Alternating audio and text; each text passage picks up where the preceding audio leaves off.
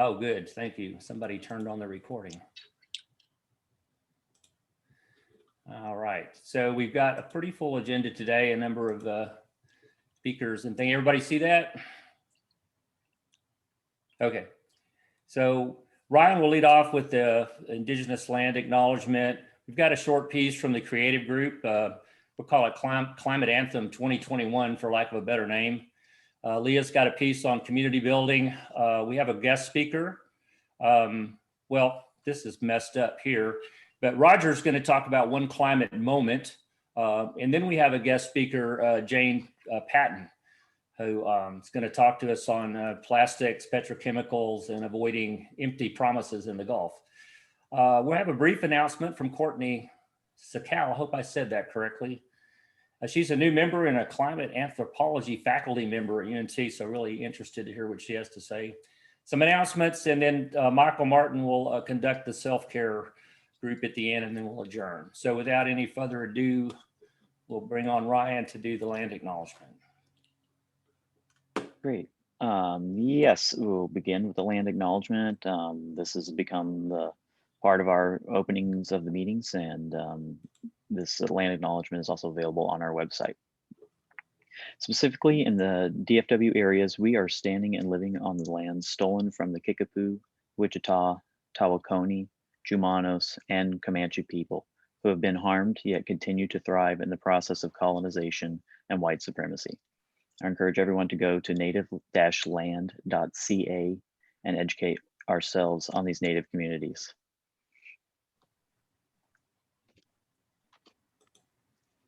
All right, thank you. Got a short piece here. Oh, that's the wrong one. That would be the topic of the workshop in July. So we have a video, a music video. Like I said, we'll just call it, Climate Anthem 2021. Can you hear that?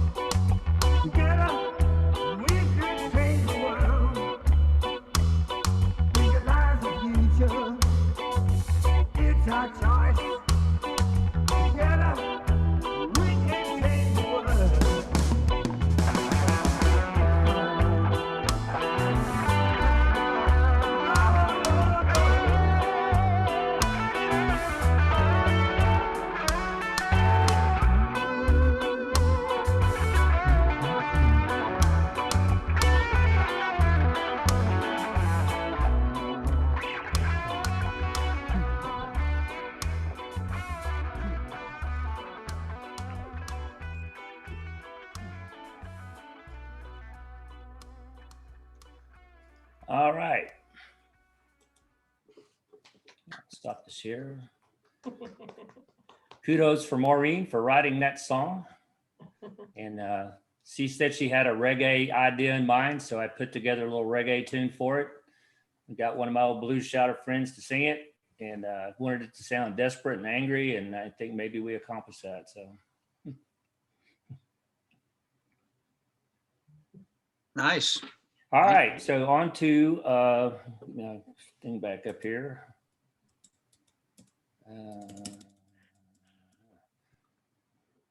That would be, well, where'd it go?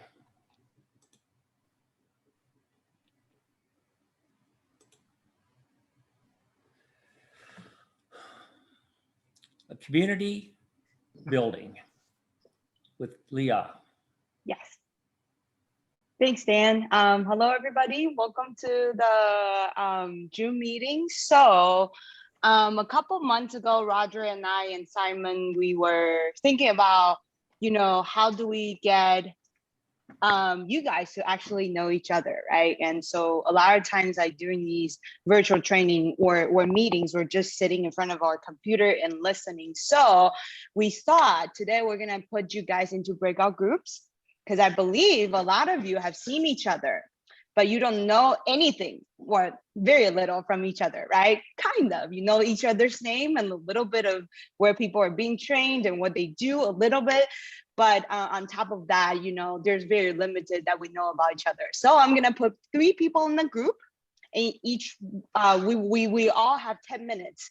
And you can just do chit chat however you want. Think about the first 10 minutes you're at a party. But if your group have problem, thinking about what to talk about, I got 3 questions for you, right? The first one is, how do you feel this week or at this moment? The second one is, tell us one exciting thing that you did this past week or are going to do in the next couple days. And then the third one is one of the things that you did this past week to take care of yourselves. Okay, 3 questions, but you don't have to talk about them if you don't want to. You can do whatever you want in your breakout group. 10 minutes. Okay. All right, hold on. Someone is sharing the screen. I apologize. I have to stop you. Okay. All right. So, sorry. No, you're good. You're good. I'm gonna recreate this group. Where do I see the time? There's no time. Okay. Give me 1 second. There we go. All right. Did you get a prompt? You're good to go.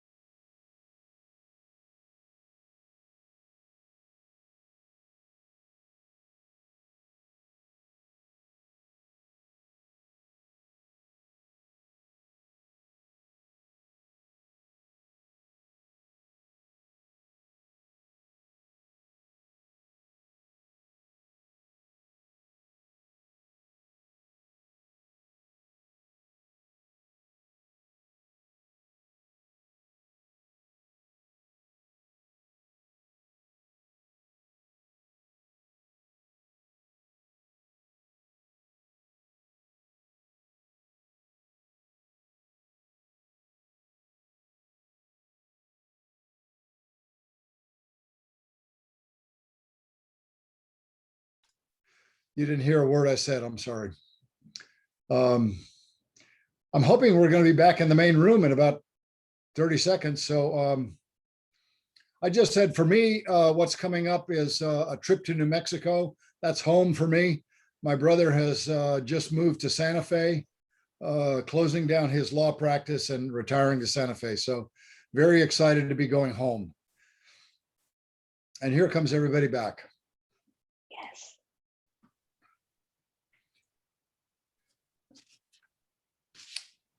All right, wonderful. Did you guys have fun?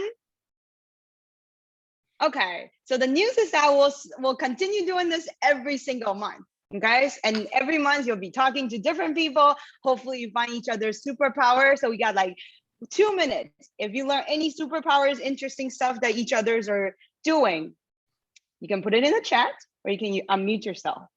We have 2 minutes.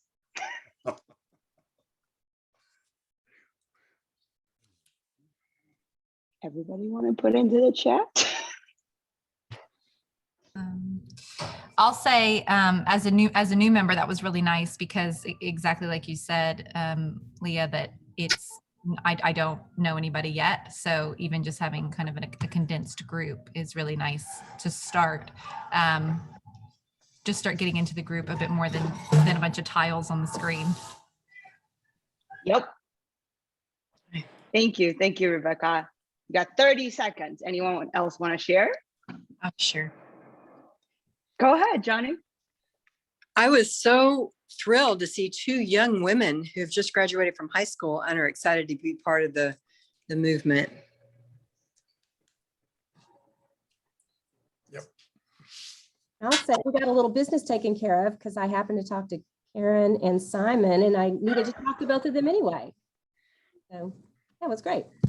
That's awesome. And sometimes we just gotta pick up the phone and call each other, right? That's a good thought. We could phone each other. Right. And if you need each other's number, talk to me or talk to anyone in the executive committee. We can tell you their numbers, but you have to come to us. Okay. All right. That's it for today. And we'll continue on in July. So back to you then. Okay, looks like Roger's up next. Roger Knudsen up next with Our Climate Moment. Some words on that. Dan is still from Texas, so he calls me Knudsen. Knudsen, y'all. It's Norwegian. Hey, everybody. Delighted to see this many of you out on a beautiful Saturday afternoon. I know it's hot, but still it's sunny and a nice day. We've got a great speaker coming, but I'm going to take a few minutes.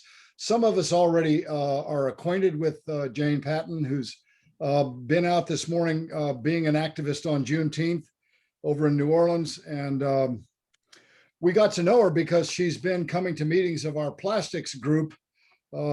It's one of the great things that's happening in the chapter. We're building coalitions. We've got a coalition of Texas chapters plus New Orleans. The plastics group has really been participating in that. They have meetings from every chapter every month coming in and planning coordinated actions. And we got to know Jane there. I just want to give a shout out to the co-chairs of that group. It's Brian Hassenbauer, Brittany Baum, and Ryan Hamilton. If you're not aware of what they're doing, think about attending one of their monthly meetings. One of the many groups we've got that are in action. But I'm not here to introduce the speaker. I am here to say a word about Our Climate Moment, the campaign that is focusing on federal legislation that is underway, and next week is going to be a nationwide effort across all the chapters. The focus is on generating support for Biden's American Jobs Plan. I know that people who come to the monthly meetings are among the best informed and in the loop, but I want everybody to be aware that there are going to be opportunities for every chapter member to contribute to that campaign. And I want to encourage all of you to be taking those actions in the coming week. At the top of the list of the things that Climate Reality has asked us to do is to start setting up meetings with our elected representatives, both congressional reps, and if somebody's willing to do it, our 2 senators. We're going to be asking for their support for full funding for the American Jobs Plan, and in particular, funding for the climate provisions. So I want to just emphasize, there are things that everybody can do, and I want you to take seriously that opportunity. If you don't have time to be part of a team that's seeking a meeting with one of your representatives, let me just say this: calling your rep on the actions that get rolled out in the next week takes 2 minutes.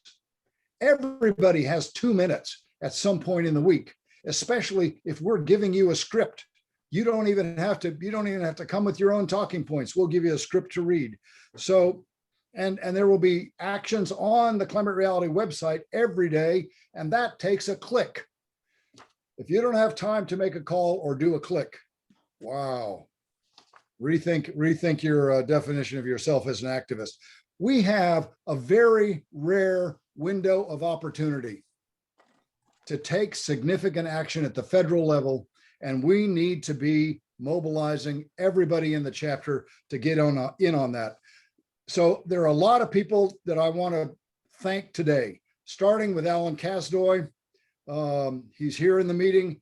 Alan has agreed for some time to head up our new legislative action working group. That was an unknown task when I asked him to take it on. It has expanded, probably beyond what he anticipated, but he is really taking the lead, and I'm very appreciative of what he's doing. The next thing that we set out to try to do, we've never done it before, was get a district organizer in every congressional district that our chapter has members living in. If you don't know, we're a huge chapter. We're 50 miles wide and 50 miles from north to south, and we cover 9 US congressional districts. At the moment, we already have 8 chapter members who have agreed to be the district organizer in their district. And I just want to recognize them. In District 3, Sam Friedman.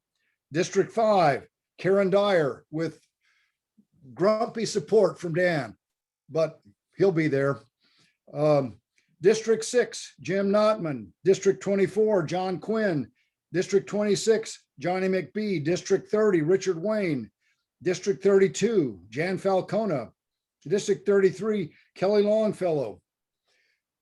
I can't tell you how significant it is in the life of this chapter that we could ask for that many people to take on a big organizing responsibility and have 8 out of the 9 districts already covered.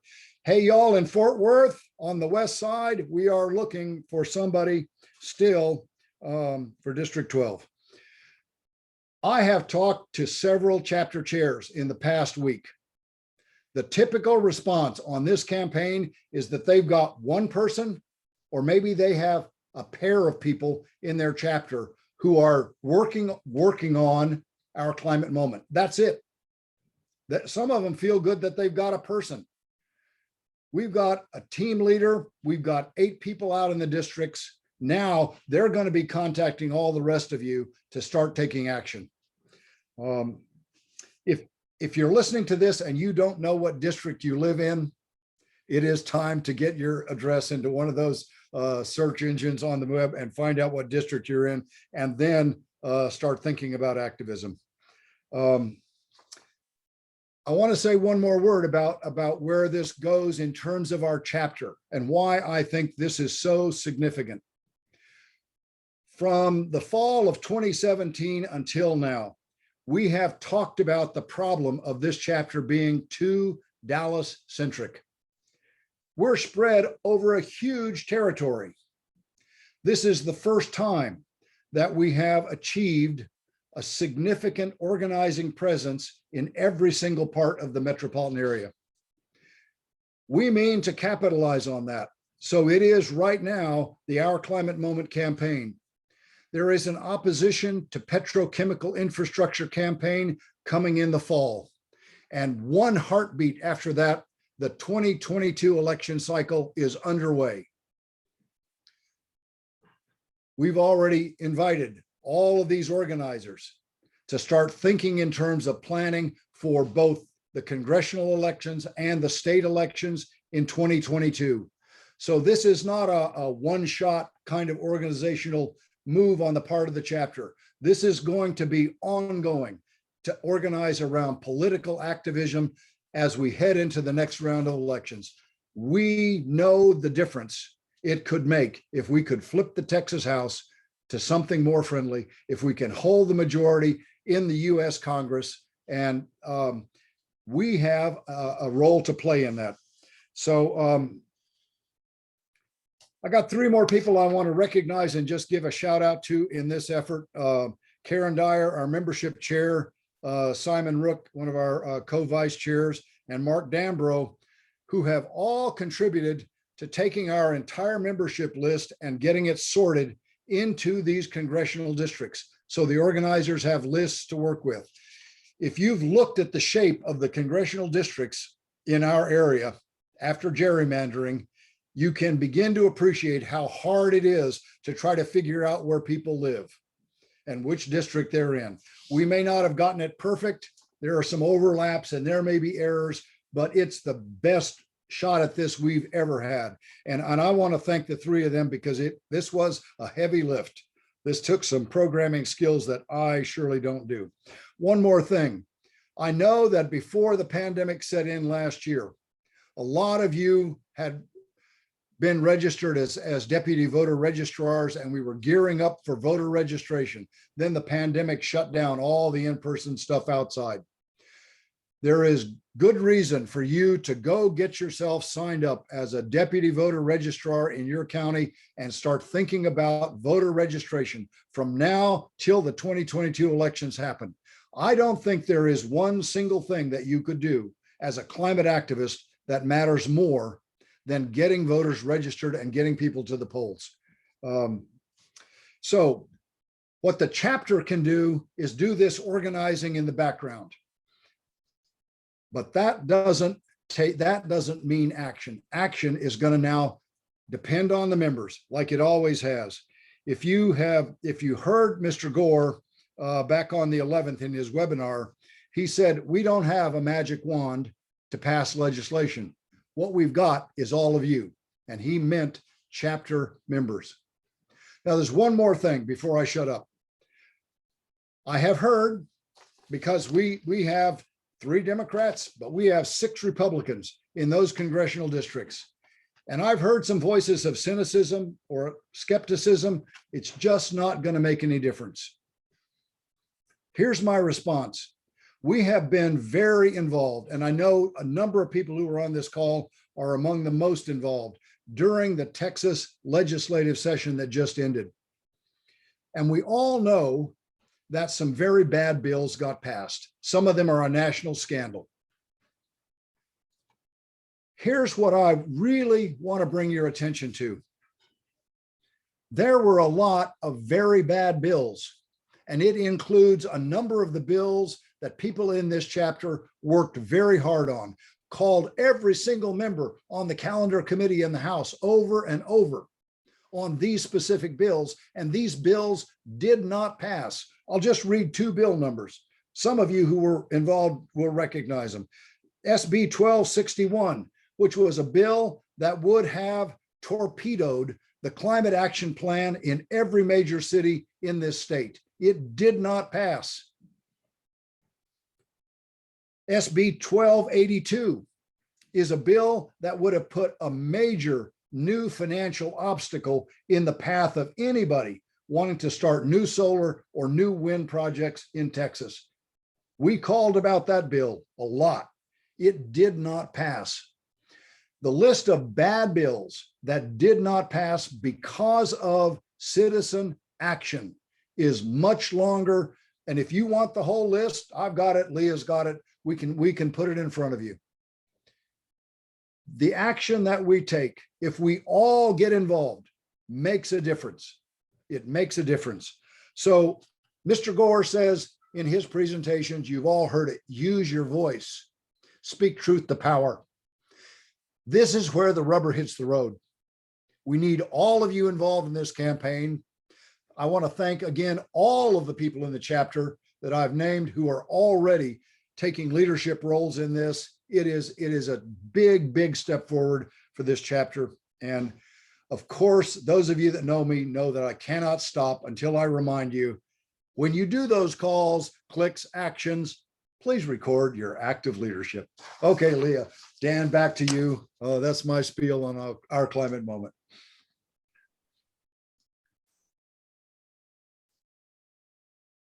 I just want to briefly mention a little bit, since Chip asked a question that about the talking points for different groups, you know, conservative, liberals, progressive. So when you click on the link I put into the chat, after you sign the petition by Climate Reality, they will send you an email with all the talking points and all the details you need.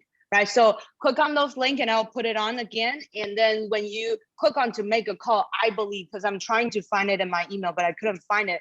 But they will send you talking points, you know, whether it's conservative, liberal, you know, talking to your community leaders. Okay, thanks. Jane, are you with us? Or have you been able to get home? I am here, but I am not home. Let me see if I can make this work. I've got you on my computer. Hi. But I can't actually hear you on my computer. So I am talking to you through my phone. And now you can see me on the computer in the car. Isn't technology a wonderful thing? I am maybe 5 minutes from home. Could I potentially ask that y'all fill the time for 5 minutes so I don't have to transition during my presentation? But I promise it will be informative and we will have a mini discussion afterward. 5 more minutes? I think that's appropriate because you're kind of modulated there on your phone. So we can hear you much better once you get home. Just let us know when you get home. Okay.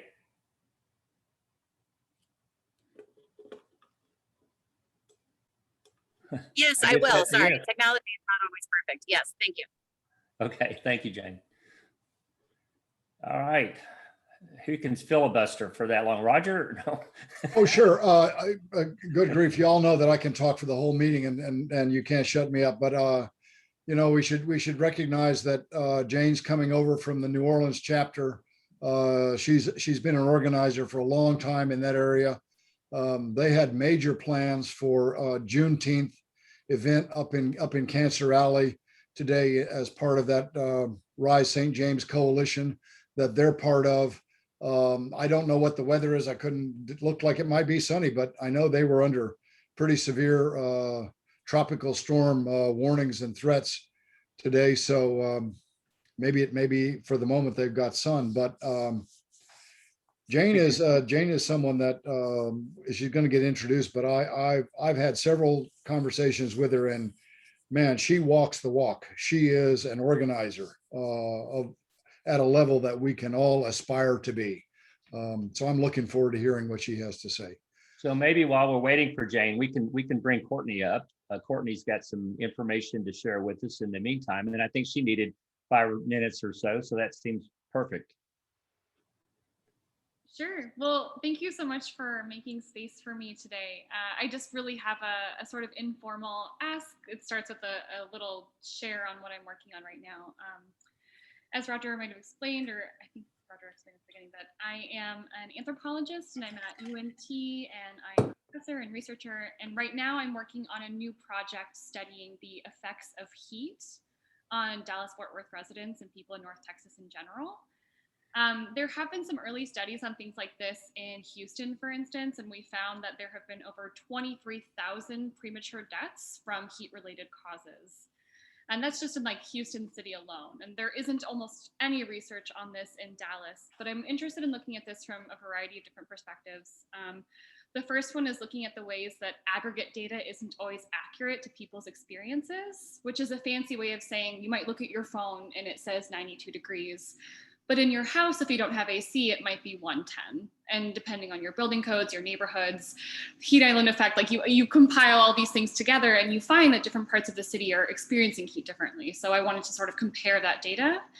But more than that, my research project is also looking at how it is that people are dealing with heat in different ways and it impacts their lives socially. So for instance, do you stop cooking? Do you stop exercising outside? Does it impact your social relationships? So for instance, some early data has shown that people have strains on their relationships because of heat, or if they're agricultural or outdoor workers, heat impacts them differently. And so there's a study with me and my research team, which is a small group of research assistants at UNT that are looking at how it is that heat is impacting people.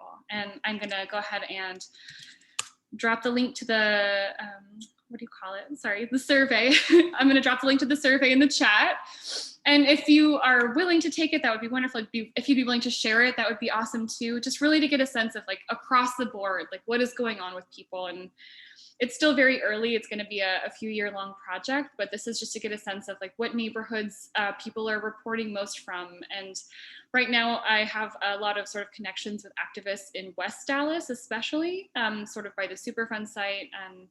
And so we're looking at these sort of intersections across the city of how heat compiles or compounds different types of experiences. Mm-hmm. So that's my whole spiel. And yeah, thank you for your time.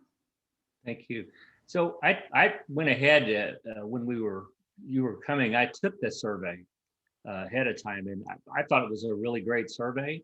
And there was a part in there that asked about, are you interested in being interviewed or whatever? You know, I've lived in this area my entire life. I'm a 5th generation Texan. I've experienced the heat and change here for all those years. So I would love to talk more to somebody about this, because I have a lot of stories about the heat in Texas and the way we used to deal with it and the way we deal with it now. That would be wonderful. I will definitely email you. I'm really looking forward to hearing everything. Thank you. It's a great survey. Everybody should take it. It doesn't take very long. It's a little more comprehensive than the ones we usually take, but I think it's worth it for the research that you're doing.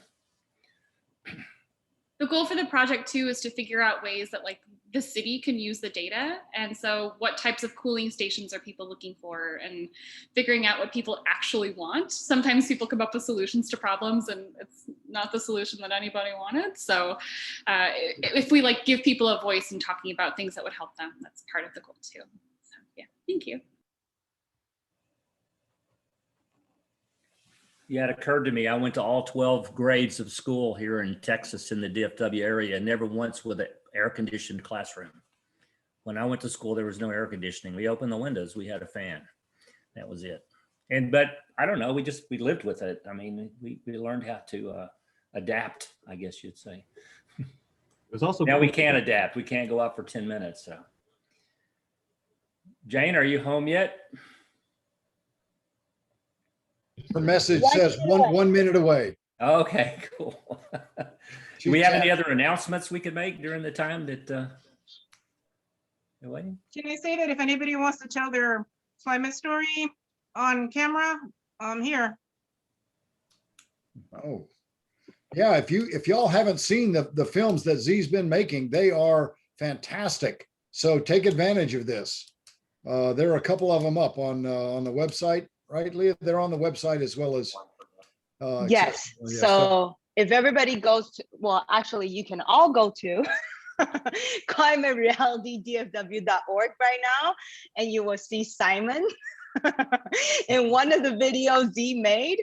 And so Z has filmed me last night, so that will be coming out soon. And then we'll put Brittany's video on our website too. So Z did such a great job, you know, finding the story and finding, you know, call to action. So since we're just talking about the American Jobs Plan, the thing I filmed yesterday with Z was that you can call your representative in 30 seconds while you do anything, right? I was literally filming myself chopping vegetables called jungkornen.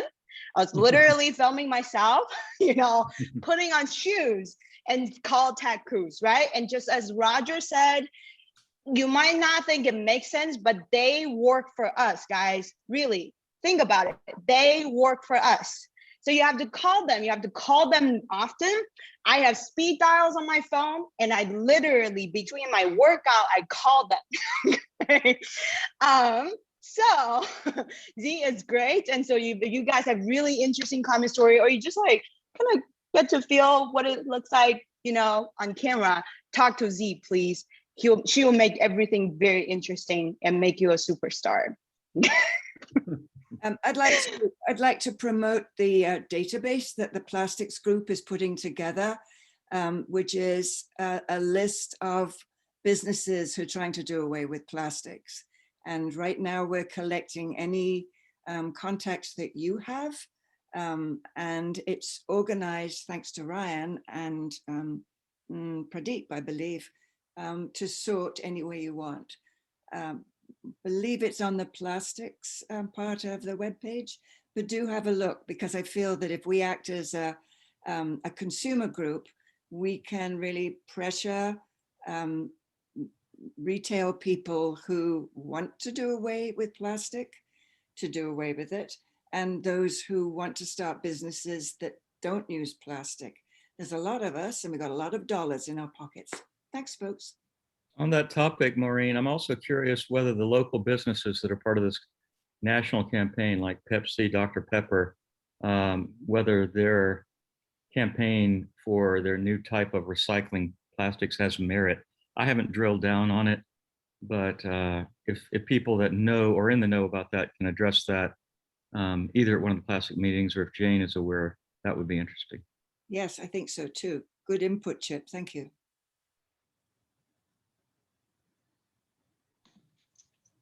I am home. I did not hear the full question about asking me if I was aware of something. So we might have to, you might have to ask it again. Welcome, Jane. All right. I was just asking about the new corporate beverage, American beverage campaign involving a couple of companies from the Dallas area, like Pepsi and Dr. Pepper, as to whether their campaign has merit or whether it's just PRBS. And the same closed loop partners. They yeah. If you know about local effects, I know I've talked to the local branches of some of the people that have contributed millions of dollars to it, and they haven't got a clue. Yeah, and I think that's actually part of the issue with some of these campaigns is that they say a lot without actually saying a lot.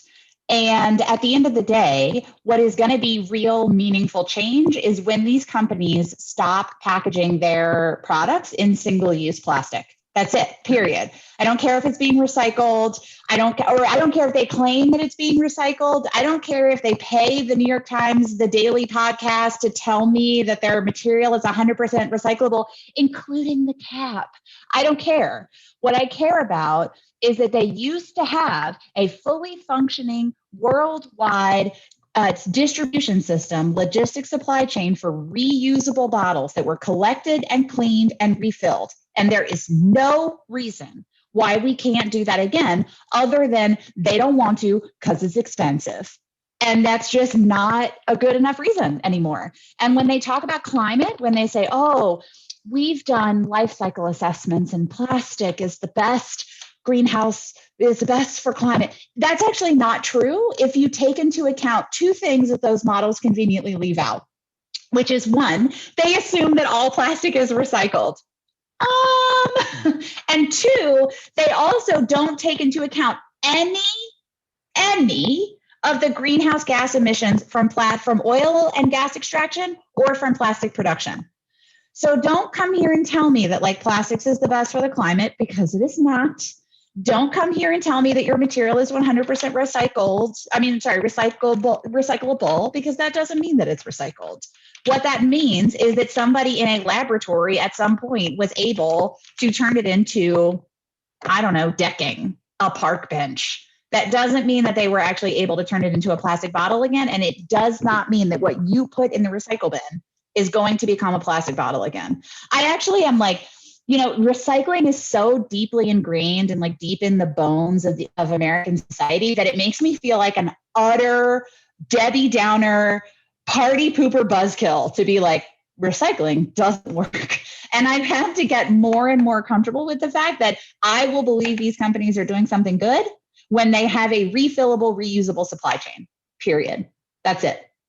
Anything short of that, I'm not excited about. And I don't think you should be either. And I certainly don't think we should be giving them subsidies for it, which is what they're asking for. They're asking for government subsidies to do even the most minimally responsible thing. And with that, I would actually love, because I want to be respectful of y'all's time. And it is, as you know, as someone who's 51 minutes late, if I can be respectful of your time. So I understand this meeting goes until 2:30. Is that right? Who knows? Anybody knows about? Yes, that's correct, Jane. Oh, So Yeah, let me can go I ahead ask and a introduce question? you so you can begin your talk? Would that be good? sure. I think Patrizio had a question though. Maybe I can, Yeah. maybe I can answer that, and then we can, yeah.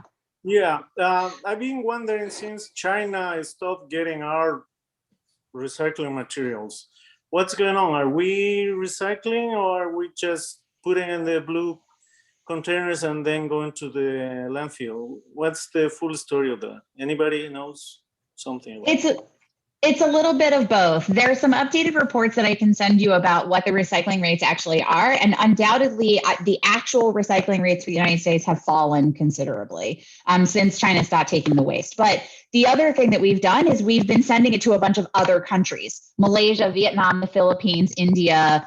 And some of those countries are actually sending it back. There are increasingly more and more stories of countries denying imports and shipments of containers of waste from the US, from Canada, from the UK. So we're actually watching these countries basically say, we don't want this. I mean, this is not useful. It's not valuable. Don't offload it on us. But it's taken a lot of even public knowledge for people to know that that's happening in those countries. I mean, in order to deny a shipping container of trash coming into Malaysia, the people in Malaysia have to know that it's coming in and when it's coming in and where it's coming from. And that's a lot of information that's hard to get. So there's sort of layers of how this is happening. But I think two things are going on, which is that we're becoming more predatory in the ways that we are searching for countries in the global south to take our waste. And it is predatory, make no mistake. And it is also now at this point in violation of international law, because the Basel Convention on the Transboundary Movement of Hazardous Waste, that's a mouthful, now says that countries both sending and receiving plastic waste for international trade have to have what's called prior informed consent, which means that you have to, one country, not company, country, has to say to the other country, yo, I'm the US, this company is going to ship you a shipping container. And that country, say Malaysia, has to say, right on, we'll take it. And if you don't follow that protocol, Malaysia has every right to send it back, because the United States is not party to the Basel Convention. The United States is not even supposed to be shipping waste at all to Malaysia or other countries that are party to the Basel Convention, because we haven't ratified it. We're only supposed to send waste to other OECD countries. Now, of course, we can send it to Canada and then Canada sends it to Malaysia, which is unfortunately often what happens. But so there's, this stuff sort of just, it's like a game of hot potato. It changes hands. Nobody wants it. Everybody wants to pretend like they're not responsible for it. And we're sitting on a time bomb around this. So there's very complicated international trade things. And then because the United States is not a party to the Basel Convention, they're also out here trying to do things like renegotiating their free trade agreement with Kenya to get Kenya not only to accept more plastic waste in contravention of both the Basel Convention and the Bamako Convention, which is the African region convention on hazardous waste import. Trying to get Kenya to say, yeah, we'll take your trash, and that Kenya will actually be a hotbed of chemical manufacturing, which means plastics, which means petrochemicals. And that is also a problem for the people in Kenya, because again, these are not transparent processes that people have access to. These are behind closed doors. It made the front page of the New York Times when we discovered that the United States was trying to negotiate backdoor with Kenya. It doesn't make the front page of the New York Times unless it's a big deal. And that's what we've got to actually, that's what we've got to be keeping track of. So I'm sorry to be like, right off the bat, but I'm not actually here today to talk about plastics. We can talk about plastics on a different day. But so Dan, are you introducing me? Should I wait? Jane, I am going to introduce you, and I think we need to go ahead and get started. And I can tell this is going to be a very fantastic presentation already, just by your energy and your knowledge. So let me just quickly for everybody, Jane Patton, she's a senior campaigner with the Center for International Environmental Law and a co-founder of a local zero waste group, No Waste Louisiana. Her work focuses primarily on policy and practice to eliminate pollution along the full life cycle of plastics, with a focus on reducing harm and increasing justice. Her talk today, entitled Plastics, Petrochemicals, and Avoiding Empty Promises in the Gulf, will focus on the plastics crisis in the Gulf Coast and the Break Free from Plastic Pollution Act in the US Congress. So with that, Jane, please take it away. Hello. So I heard Roger describe me as an organizer before I was actually able to get back to my house. And I don't know if this is a hallmark of organizers or what, but I think we always get really uncomfortably being called organizers because it just feels like that work is so hard and nebulous, and you can never just like check a box and say, I've done this, it is done. It's just a constant sort of relationship building and talking to people and having conversations like this. And I also have to be totally frank that in the conversations that I had with Roger and Dan via email, which were fairly light over the last couple of months, we had been talking about sort of two different strains of thought. We'd been talking about plastics and we've been talking about carbon capture and storage, which are not separate issues. They are related in some way.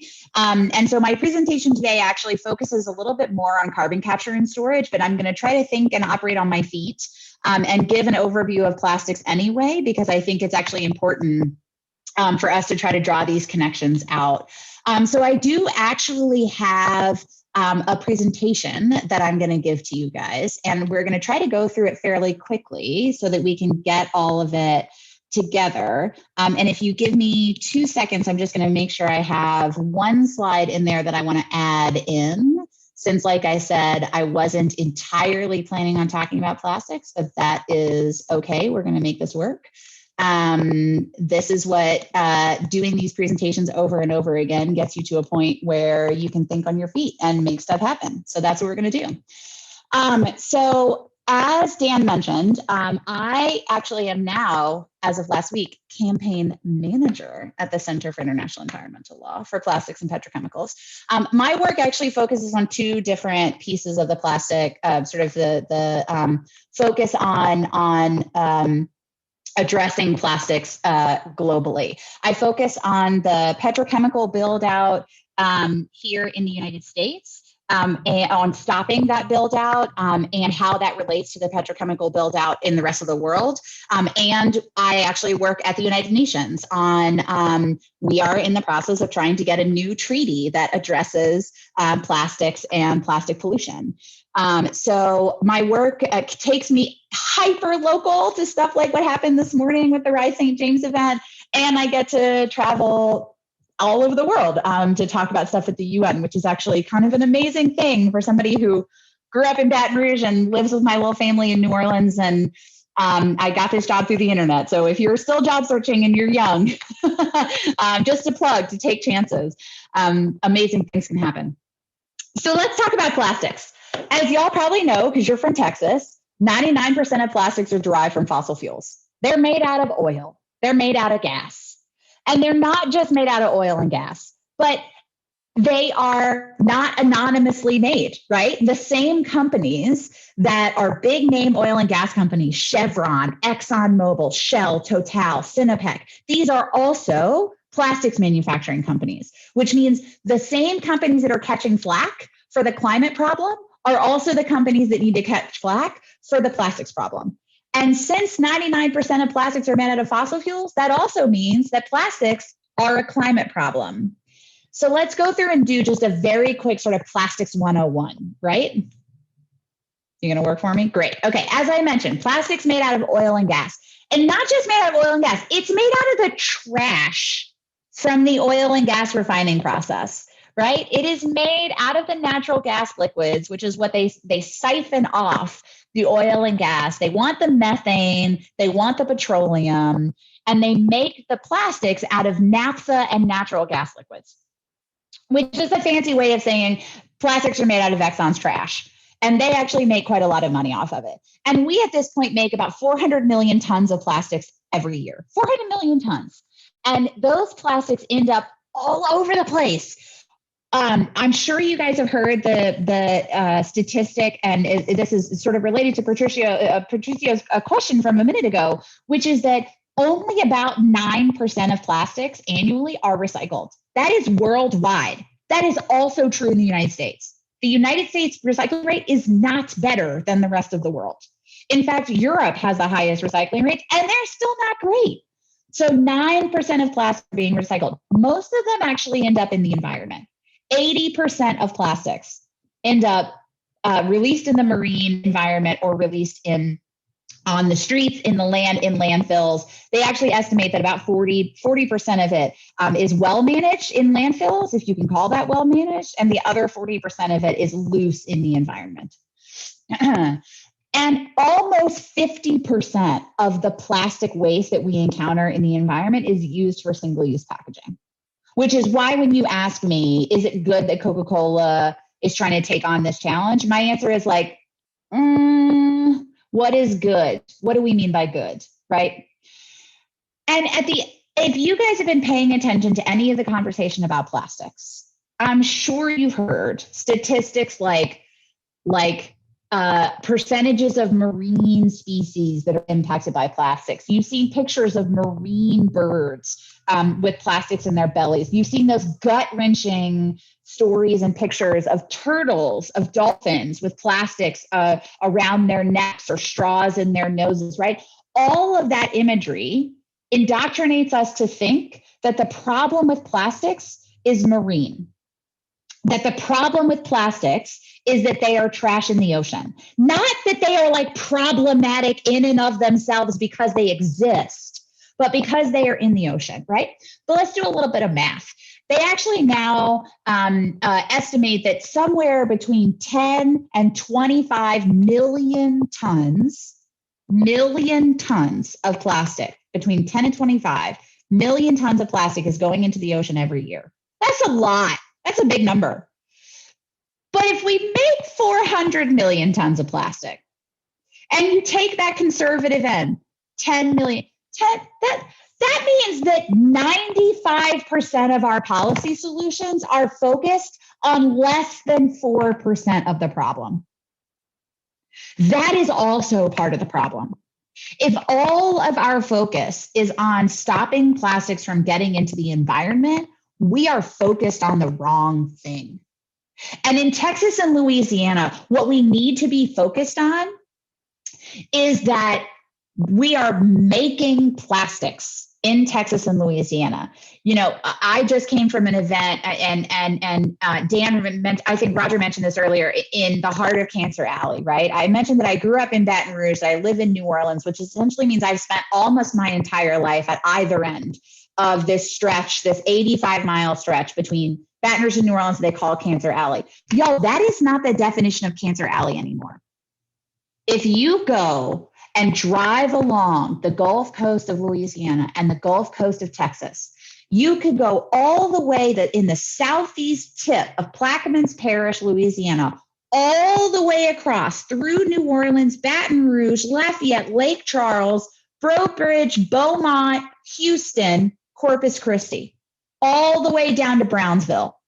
That is the chemical corridor. It goes all the way along the Louisiana and Texas Gulf Coast. And that chemical corridor is a nightmare for the people who live there. We are under constant threat from explosions. We are under constant, not threat, not just risk, constant exposure and sickness and literally degradation of our quality of life and shortening of the length of our lives because of the things that are being put in the air by these companies. Not spills, not accidents. The things they are permitted by the government to put into the air are toxic. They are permitted by the government to put ethylene oxide into the air. They are permitted by the government to put benzenes into the air, to release particulate matter, PM 2.5, into the air.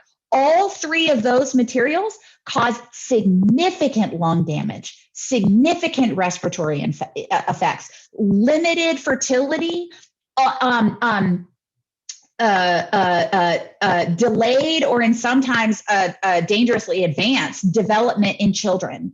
It causes cancers, which we've all heard about in Cancer Alley, but it also causes the kind of daily erosion in quality of life that is pervasive and just horrible. Headaches, vomiting, nausea.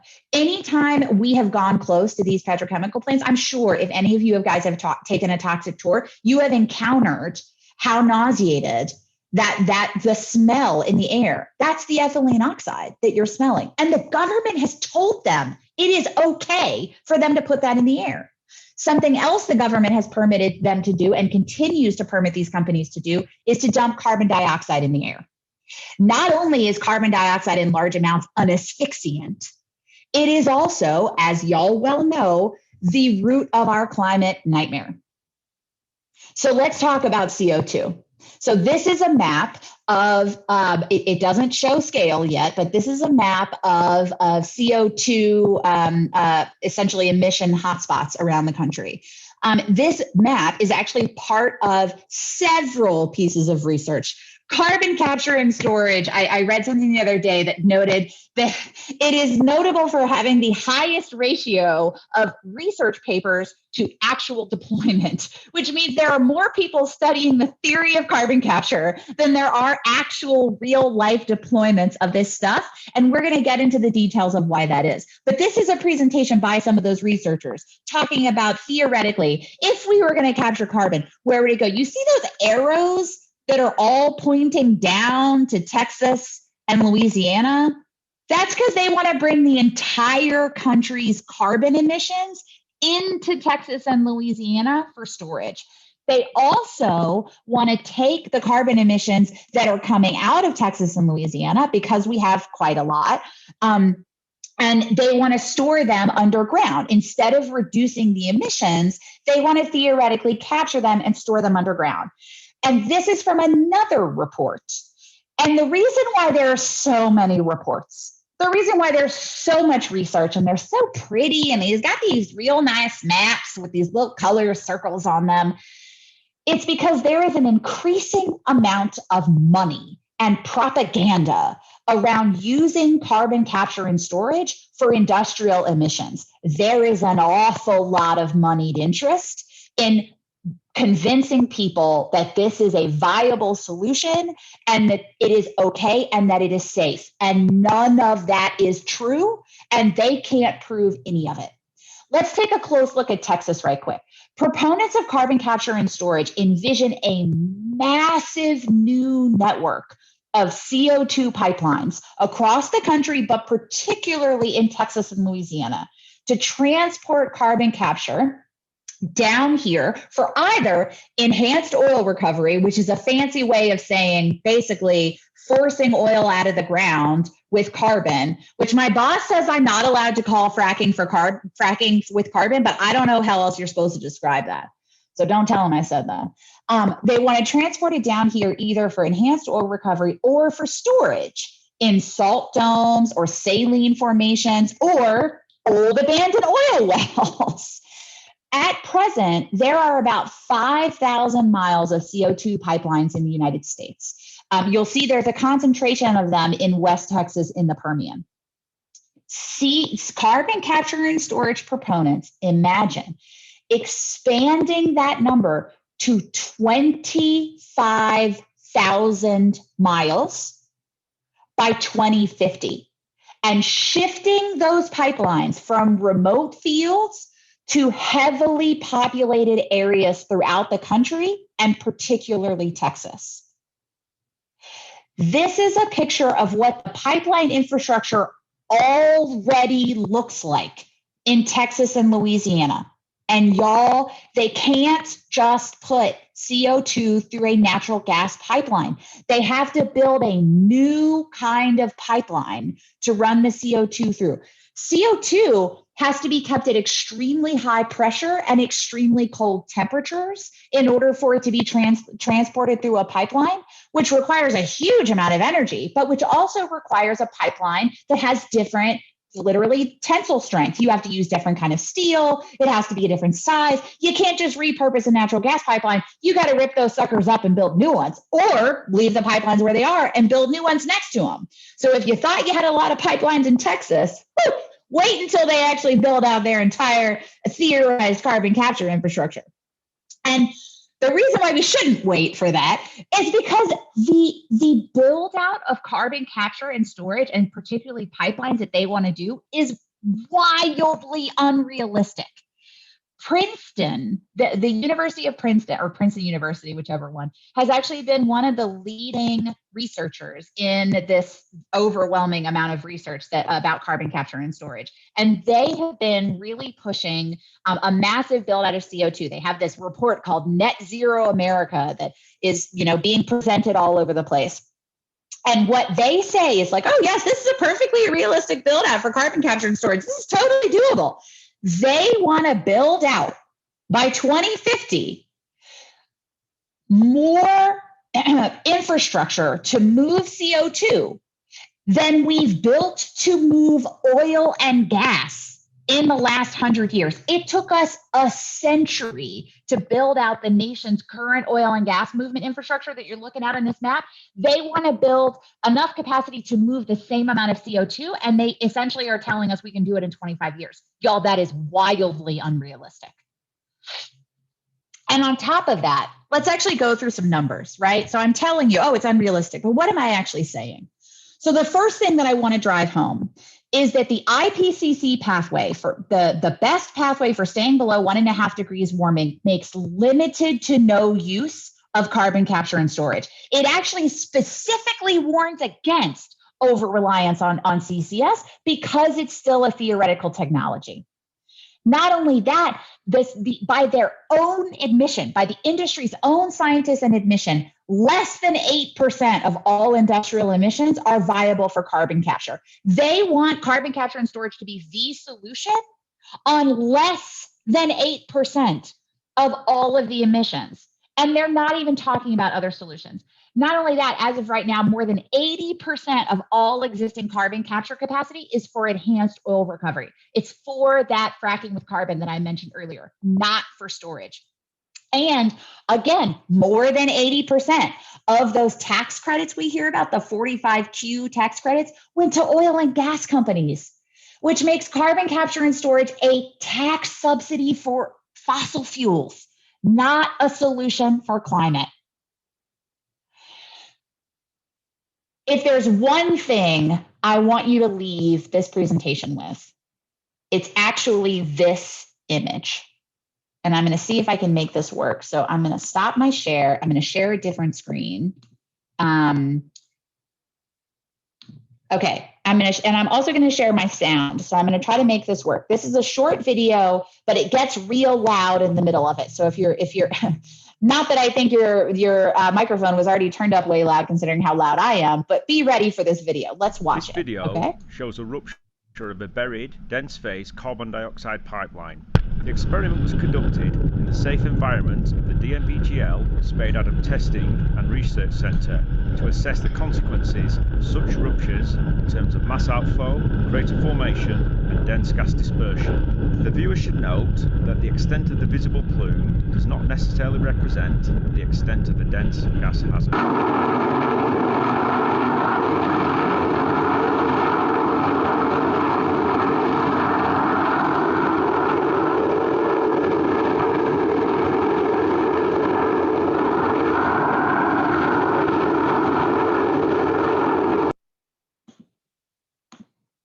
That is what a CO2 pipeline looks like when it fails. And they do fail. And when they fail catastrophically. What we know about carbon capture and storage, we know that it doesn't, we know that it's not necessary. We know that it doesn't work. We know that it's not likely to reduce emissions, and we know that most carbon capture and storage benefits polluters. And when those pipelines fail, they will release CO2, which is an asphyxiant, at extremely high pressure and very low temperatures. Usually those pipelines are also carrying hydrogen sulfide, which is not only corrosive to the pipeline, it is also a dangerous asphyxiant.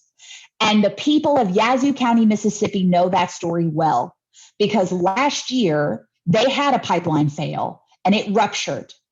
And literally first responders on the scene described the local people, 300 of whom had to be evacuated, as walking around like zombies. They were foaming at the mouth. This is what they want to build in the backyards of Texas and Louisiana. We're not talking about the Permian oil fields. We're not talking about Wyoming. We're talking about through the heart of Houston. This is a map of their envisioned pipeline map. Look at that. It goes right through New Orleans, Baton Rouge, Lake Charles, Beaumont, Galveston, Houston, all the way down to Corpus Christi and Brownsville. That is terrifying that they want to put these things close to people.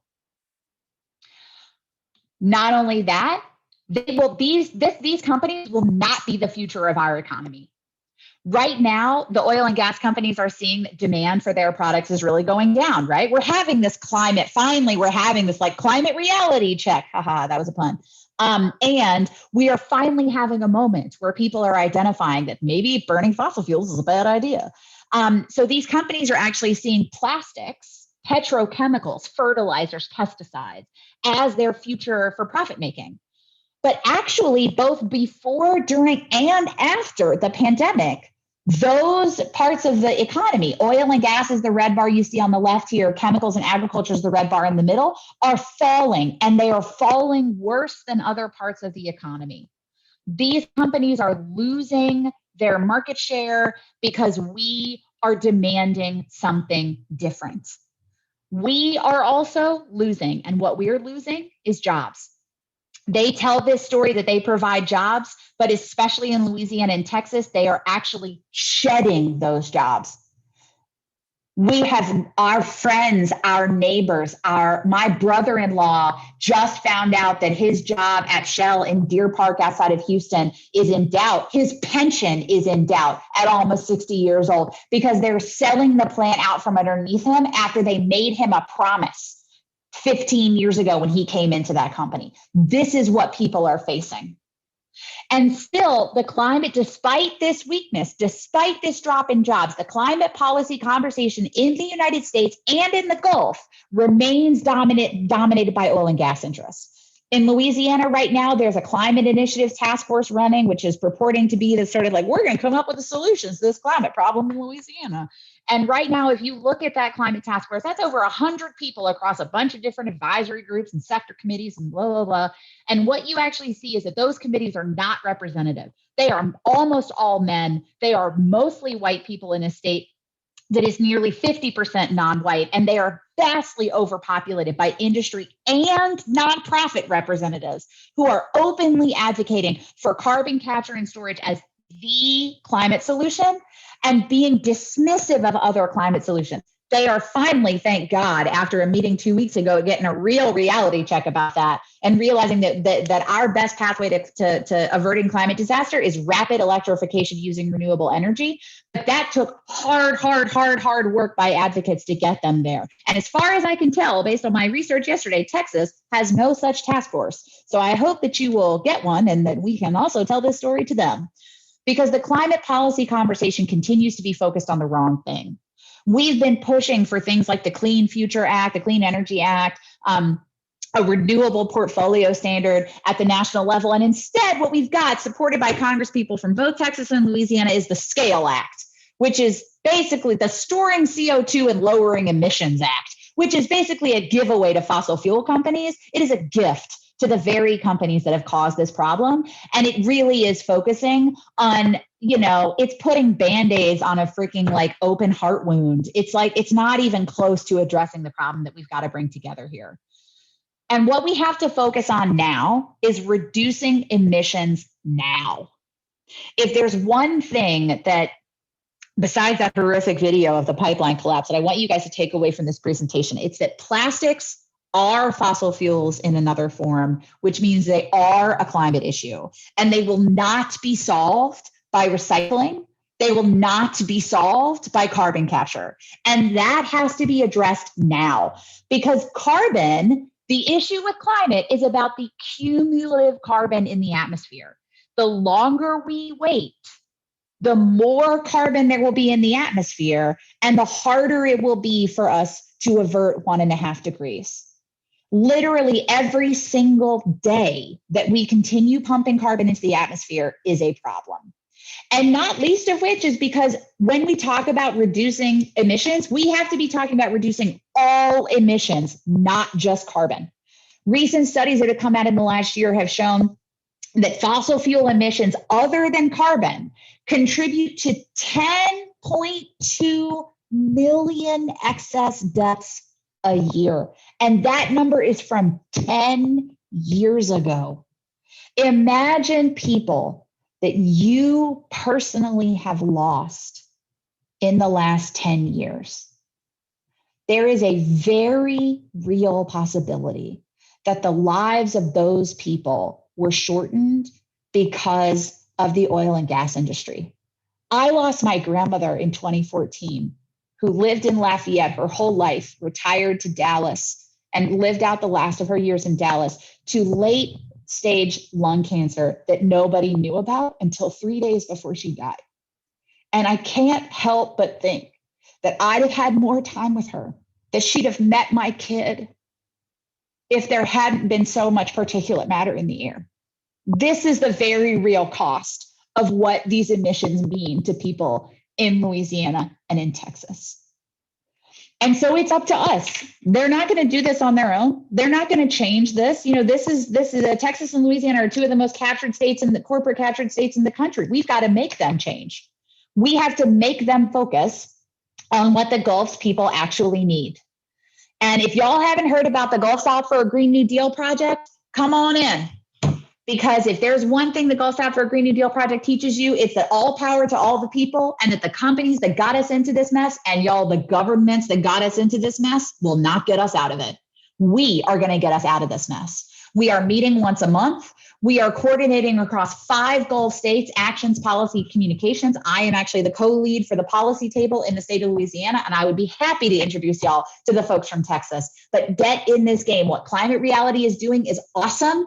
And we've got to be part of a big, big, big movement.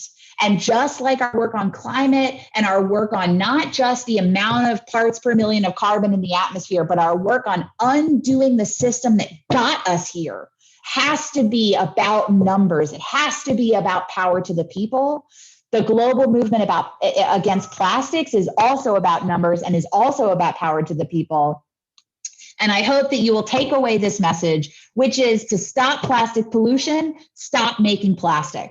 To stop putting carbon in the atmosphere, y'all stop putting fucking carbon in the fucking atmosphere. Excuse my language. And with that, that is actually the end of my presentation. And now we can do questions. I want to take credit for inviting Jane Patton to speak to this chapter. I met her in the plastics group. We had a little chit chat back and forth about a couple issues. And I said, oh my God, if we can get this woman in front of the chapter, she's going to set the chapter on fire. And Jane, you bring it every bit as much as I knew you would. Thank you very much for coming. This was fun. I'll shut up people that ask questions. Well, thank you for having me. I'm sorry to have been so late. And I know that we're going to end up running over, but I'm happy to also stick around. So whatever questions, conversation, what do y'all have? I'm trying to catch up on the chat. So sorry about that. Are we gonna, Jane, are we gonna get a copy of this, or Roger, Leah, somebody, do we already know? I am happy to throw this into a PDF and send it over to you guys. That is totally fine. A lot of the stuff that's in here, actually, I'll send it to you as a PowerPoint because my speaker notes actually have the sources and hyperlinks to all the places where I got the pictures and the information from. So fantastic. Thank you. And we're still being recorded, right? So we've got, this is all being recorded. Then those recordings are available to the chapter. Sure. I will actually ask Roger if you could send me that recording. We could do a little tradesies. That would actually be awesome. Yeah, that you have some very good particular data points and images in there that I would like to pluck out and use, and maybe others do too. So that's why that's valuable. Thank you. Are there specific questions for Jane? I know there's things in the chat of Okay, I'm going to try to go through the stuff in the chat, and then maybe Chip, we can take your question live in a second. So let me go through the stuff in the chat that I have. Okay, Jane, answer to. Can I Yeah. ask you something real quick? You showed a slide that had a network that looked like, you're telling me that's the network for carbon capture that they're proposing? Yeah. So that's proposed, but no one has started on that yet. There's, like I said, there's about 5,000 miles of CO2 pipeline that currently exists. Mostly they're in Texas and Wyoming, like West Texas, in the Permian field where not a lot of people live.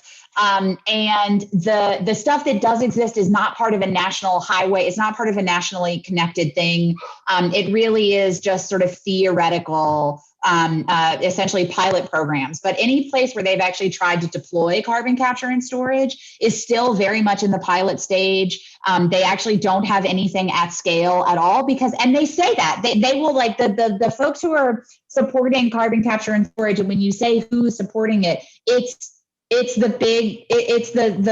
actually mostly it's the industries that are hard to electrify, right? It's the cement and steel and plastics and some of the petrochemicals industries, and it's some of the smaller, not necessarily Exxon or Chevron, but some of the smaller shops, because we have such a decentralized oil and gas system here. It's a lot of the smaller shops, and there's quite a few of them. So, John, to get to your question about this, the build out, it actually doesn't. There isn't a whole lot of infrastructure built up for it because they actually can't get it to work meaningfully. And a lot of the technologies they talk about, things like direct air capture, are not even like, they say they're not meaningfully deployable until after 2050. So a lot of these technologies, they say, oh, we've made it work in a lab, but they've never actually made it work in the field. So we don't have places where we can go protest this yet because it's not actually physically on the ground. You probably do have a couple locations in the Permian that you can go protest, that there are some CO2 pipelines. I'm never going to advise that anybody put their body next to a CO2 pipeline. Let me be totally real, because those things are scary. But there are some facilities that I think you can protest. But like I said, they're out in the middle of nowhere in West Texas where it's real hot.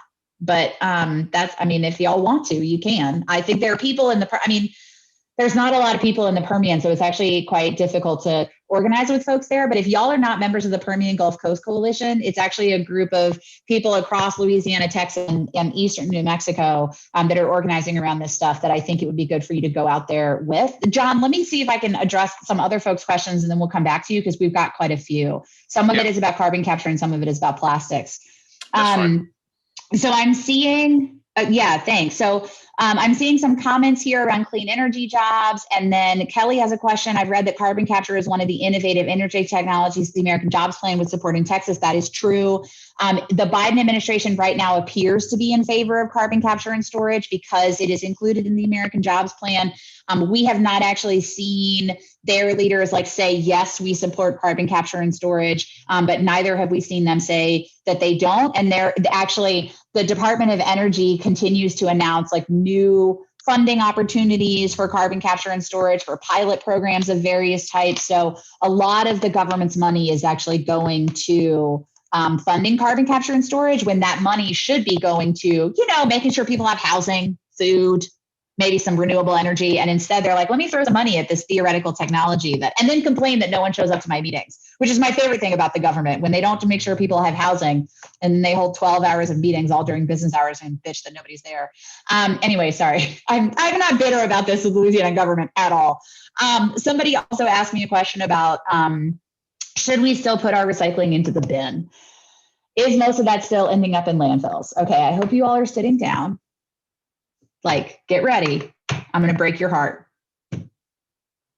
Most of what you put in the recycling bin is ending up in a landfill. I'm not telling you not to put it in the recycle bin. I have a forced separation of waste in my house. We put plastics recycling in one container. We put other kinds of recycling in another container. We have compost. We have to have separate glass recycling because they don't pick that up curbside. And there's a lot of glass.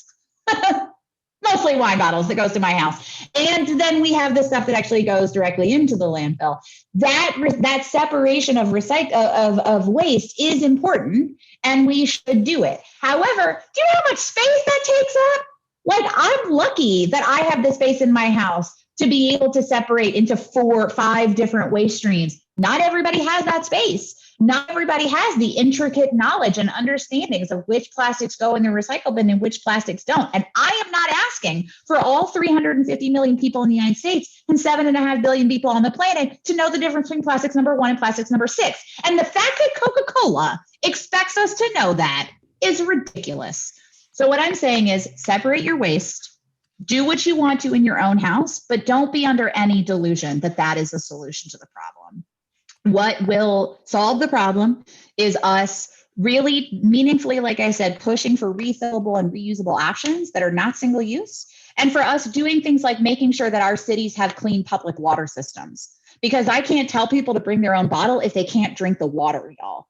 And so we have to also make sure that water systems are clean. We have to make sure that there are reusable and refillable systems that are equitable and available to everybody.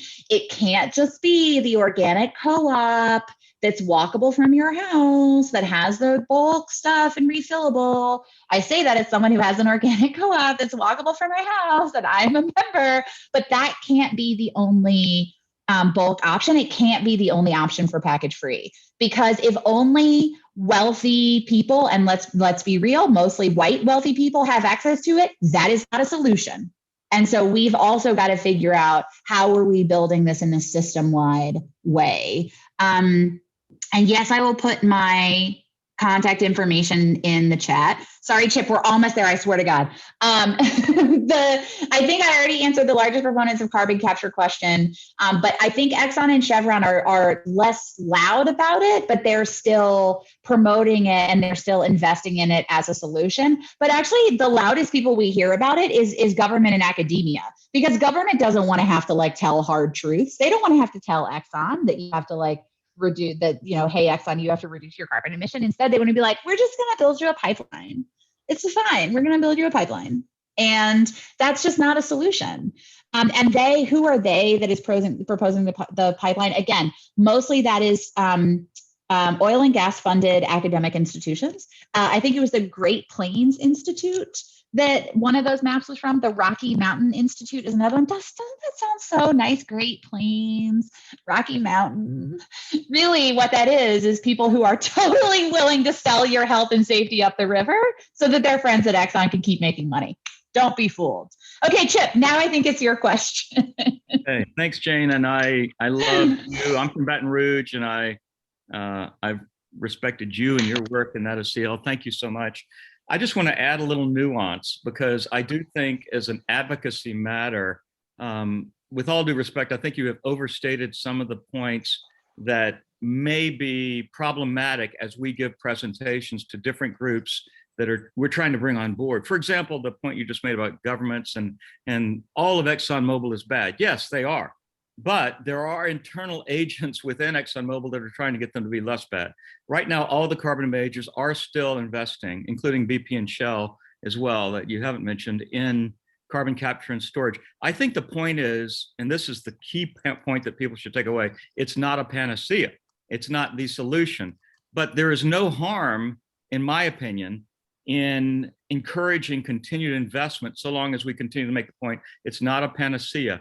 Just like direct air capture, which will be, I think, an important part of the solution if things continue to get out of control, as they are likely to get out of control, because we're not making progress on the timeline absolutely required, especially for the difficult industries like cement and steel, the building industry, which is, 42% of emissions? I mean, and transportation related, these are kind of integrated industrial problems.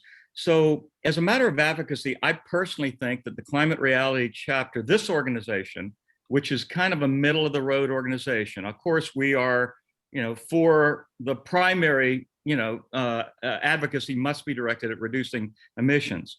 But the governmental entities like the Council of Europe, for example, that are still supporting carbon capture and storage, I don't think they're wrong to do that as part of the future solutions, so long as they recognize that the problems you say exist, which is that these aren't ready for prime time. They are years away. They're not going to be helpful in the next 8 or 9 years of action, where we need much more aggressive action. So we really need a nuanced policy perspective. And Alan, I know, is working toward this on what our priorities are. And we just need to be careful what we say to different audiences. And I think we need to avoid extremes. One extreme to say that fossil fuels are the major source of the problem, and that these companies have been acting with total irresponsibility and deception, that's clearly a truth that we need to speak truth to power. But when it comes to these more complicated to understand technologies, I think we need to recognize as advocates that we don't have all the answers. The technologies are developing, and it's actually a damn good thing that the Climate Action 100 group of investors and these big companies, and there's been this huge shift of big capital, contrary to what was said in the chat, toward action on this under the rubric of ESG in the last 2 to 3 years. That is essential. And sometimes they get in because they're investing in CCS at first, but then they realize the scope of the problem and the fact that they and everyone they care for is at risk of dying in the near to medium term, and that the direct effects are already here in places like the US. So they can't any longer say, well, it's just happening in developing countries where the poor are at the hardest. We're going to be okay because we're in a rich, white, industrial civilization, whatever, which is what they are still saying a lot of times. But it's vital, I think, to get these powerful business, investor, and government actors on board with us so that we have a panoply.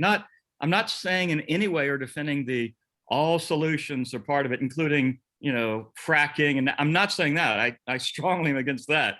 But I am saying when it comes to these technologies, especially with the audiences that we sometimes must talk to move the needle on legislation in this country, we have to be nuanced and we have to meet them where they're coming from. And that includes recognizing that we don't have all the answers about these new technologies, that they are things that, yes, can be invested in, but they're not going to solve the problem near term, where we must have more urgent policy and law solutions. That's my pitch. And I'll let you tell me if I'm wrong. Chip, I'm not sure what policy conversations you're in where anybody is talking about any solutions other than carbon capture and storage. Because I've been in every single one of these conversations in Louisiana. I've been in several of them in Texas. I've been in a number of them at the federal level. And the only climate solution that has any real policy traction right now is one that is going to result in the deaths and risks of thousands and possibly hundreds of thousands of people. So when you talk about extremes, call me crazy. I think it is more extreme to build a dangerous, unpredictable pipeline through a neighborhood than it is to say that ExxonMobil is hurting us. I don't think that one of those is not an extreme. And yet one of them is what I'm saying, and one of them is what ExxonMobil is trying to do. And I keep saying Exxon because it is the most recognizable, but you're right. BP, Shell, they're also trying to do this. And I didn't hit on that. I didn't hurt them as much as I could. It's partly because you're recording me and my husband's salary is paid for by a grant from Shell. So if you don't think I understand the risk that we are putting forth here, because the only reason my mortgage gets paid is because I don't try to hit too hard on Shell. And thus is the nature of actually living in South Louisiana and doing this work. You said at the top of your comment, Chip, that there is no harm in investing in carbon capture and storage. And I just have to stand up and say that's not true. If we are throwing millions and millions and millions and millions of dollars at a technology that we know off the top doesn't work and puts people at risk. Carbon capture is not new technology. It has been around since the 1970s. Y'all know it by another name because it used to be called clean coal. And it didn't work when they were calling it clean coal, and it doesn't work now for plastics and cement. And if we are throwing millions of dollars at an experimental technology that we already know does not work, that is millions of dollars that we could be using to massively and rapidly electrify everything using renewable energy now for a technology that's not theoretical, that's not 30 years down the road, and that isn't going to kill anybody. Now, I'm concerned also, making solar panels is not zero emission. Making solar panels does not have zero harm, right? They just We hear a lot of talk about how there are governments that get overthrown in other parts of the world in search of lithium. Like, I'm not naive about the dynamics that are at play in this. I'm also not naive about the fact that Exxon almost successfully staged a coup in Guyana over the oil reserve off the coast there. There are things at play here that these companies are continuing to seek out new oil and gas reserves, new combustible fossil fuels. Like, I'm actually surprised to hear you say, Chip, that climate reality is a middle of the road project. Because, like, if you are, I love you guys, but what are y'all doing? Why? Why be a middle of the road project? People are dying. Well, what I mean by that is that we're not engaged in violent civil disobedience, for example. We are engaged in, I'd say center left, but I would also characterize it as science-based, fact-based advocacy. So we need to be scrupulously fact-based in everything we say. For you to dismiss CCS as a technology that doesn't work, I think that's an overstatement. It doesn't work yet at scale. There are risks to it. Like, I think geoengineering is a truly risky technology that we know enough now to avoid based on all the science we've seen. But it's the scale of the problem is so serious, we can't afford to assume that we will be successful enough in the next 9 years, 8 years almost, in a couple of months growing to solve the problem. So we, as an existential issue for humanity, we cannot assume that we have all the answers. We need to hedge our bets in ways that are fact-based and intelligent. And like, I read Bill Gates' recent book, and I didn't recommend it to our book group because it's too utopian about a lot of these technologies and the time frame, in my opinion, into which they'll come for fruition. But for people interested in the long list of technologies, I would listen to them. I would listen to the VCs and the investors that are considering these. And I'm telling them to their face, that's not going to work. We need ABC before we need those XYZ technologies, because ABC will get the job done in the next decade, which is crucial. But the problem may be so bad, and it is already pretty bad, where we do not have yet solutions at scale for the building sector, cement and steel, which is such a huge contributor to emissions, that we must continue to explore other options. And by the way, we can't in this group or anywhere say we're going to stop the innovation or exploration of technological solutions. People will do that. That's a private sector thing, and that's a good thing, I think. But we also okay. Hey, wait. I'm not getting into a back and forth with Chip, but I do just want to make one comment. It's interesting that this experience is good for me. So if y'all can't tell, I'm relatively young and relatively new in my career. I've been doing this now for about 10 years, but that still makes me relatively new. I try to find the balance between being an engaging speaker and being taken seriously. And I would like to be clear that everything I said in my presentation is backed by peer-reviewed science. The link that I just put in the chat is a very well-sourced, very well-cited list of everything that I just said that was put together by my boss, who's an attorney. And it took a very long time for him to write that piece because he was afraid he would be sued if he was wrong.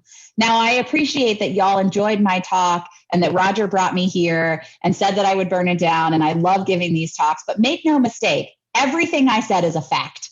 And everything I said is backed by peer-reviewed science. So I appreciate that there are people who interpret science differently, who look at things differently, but I don't know what else to tell you guys. This technology is not innovative, and it ain't going to work, and it's going to hurt people. That was awesome. And the exchange was awesome. Loved it all. And it was a terrific presentation. And I hate to even interrupt it, but we're 15 minutes over right now, and we still have a little bit more business to do.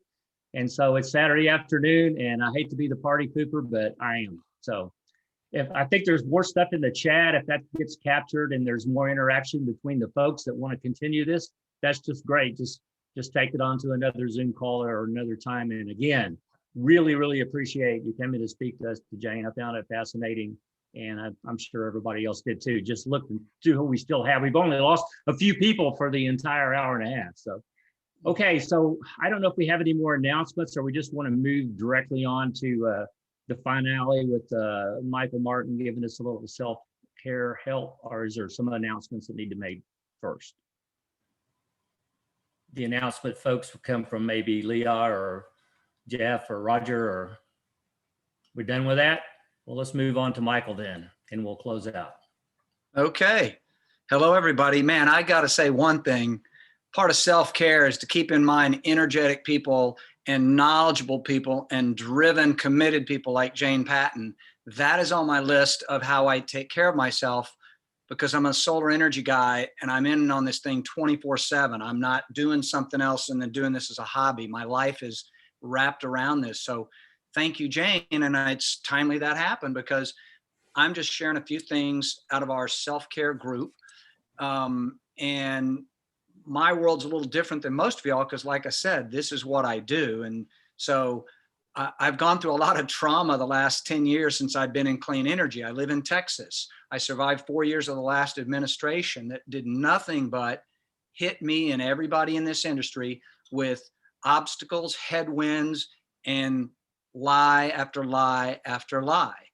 And thank God I survived it. So I realized I'm in PTSD now, and I'm working through my trauma, but I feel like there's a lot of good tools out there in the broad market. But at a personal level, what I'd like to share is just what I do, and things to share for those of you, for if it's relative to being a climate advocate or activist or warrior or whatever you call yourself, or just because life can be hard and difficult sometimes. You know, for me, the things that I use on a regular basis are, one, exercise. I live in East Dallas near White Rock Lake. I get on my bike all the time, like this morning.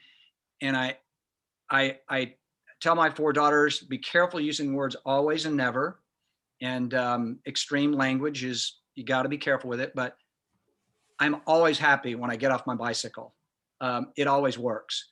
Another thing is meditation. And the great thing about meditation now is anybody can do it anywhere, anytime. And if you got earbuds and you're in a noisy place, but nobody's going to mess with you, you can do it. I will promote Headspace, incredible app. And there's lots of them. Calm advertises on TV. It's amazing how good it is. And for instance, my wife likes to journal. I'd rather meditate, you know, and those are all self-care things. So I don't have journaling on my list, but it's probably on the list of some of y'all there. It's a good thing to do to help with the things that stress us out and upset us in life. Another one's yoga. And that now, again, in our new world of virtual, if you can't go to a studio, man, there's a gazillion places to get yoga on. Instead of sitting at a CRP meeting, do yoga in front of your computer, and then no one will laugh at you because you don't like how your down dog looks to everybody else in the studio. And then, you know, people. I hope everybody here has somebody or somebodies in their life that just makes them feel good, and just their presence and what it is in your chemistry that makes you feel good. So your personal community, if it's one person or a lot of people, then man, don't hesitate to tell somebody you just want to hang with them because they're good for you. And I hope and pray everybody here has that in their lives as well. And finally, I'll just say, take breaks. We live in a culture that is do all the damn time. That doesn't work, people. And we need to take breaks, do nothing, and just be. And your version, each of you your version of doing nothing and be is your version. So I think there's the ability to own this and make it yours. And I'll bet if everybody did this over the course of time, they would share different things over this 5 minutes than I have. I'm just giving you mine, but whatever it is, I hope everybody can figure it out, because just because I'm an energy guy and deal with climate stuff all the time and get beat up still on a daily basis in this field in Texas where traditional energy power rules, I know where we're going. I'm optimistic, and these things I just mentioned help me stay connected to the fact that we're going the right way, and to get up and do it again every day, whether it's doing advocacy like this or trying to do my work in solar. So thanks for the opportunity to share, and thank you for asking me to do it. Hope that's helpful. Thanks, Michael. Well, I think that's it for today's agenda, unless anybody else has anything to add that's important. Can I just quick say, I don't know, did anybody see the Dallas Morning News about the canoe factory heading on up to Oklahoma because of our lack of energy. Yeah, the grid's scaring them, right? Is that what I heard? Is exactly. And that's a big job. That was a big job plant. All electric cars and trucks. That'll wake up the Dallas business community, I hope, or start to, because that's a problem. Our business community's not woken up to this issue. All right, thanks, everybody. See you next time. Thanks for having me, y'all. Y'all be well. Thank you, Thanks, Jane. Jane. Thank you, Jane. Jane.